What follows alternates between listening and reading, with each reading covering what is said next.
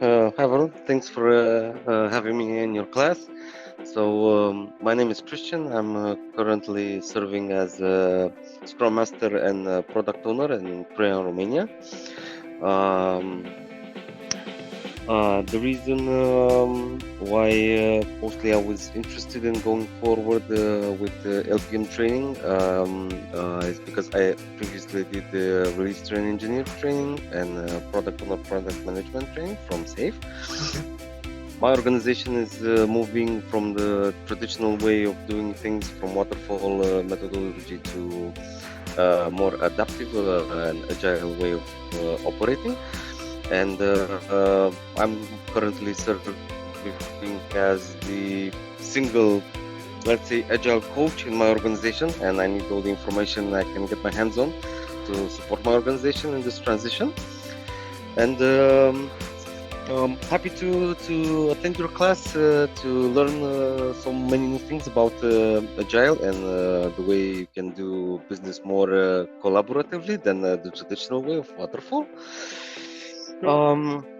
And okay, perfect. So my next question would be, so if you can just try to talk about maybe a minute, what kind of challenges you were facing before attending this lean portfolio management training out here with this from our yeah, sure.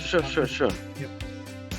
So as you may know, in traditional project management, you have set budgets at the beginning of the year, and very difficult and many challenges to go around them and have things done. Especially my organization is serving as a cloud service integrator, and the market is constantly shifting. And we needed a new approach to handle market requests, customer requests more frequently and more dynamically, let's say. Okay. So this your class, this training should cover this need going forward. Okay, perfect. So the next thing which I would like to know from your side is what was one of the key learnings or the aha moment for you during the class? I guess the biggest one could be the way you set up the budget and the way you constantly adapt to the value stream and what's needed from quarter to quarter, let's say. Mm-hmm. So you can be more flexible. Mm-hmm. The way that the organization includes its team members in decision making.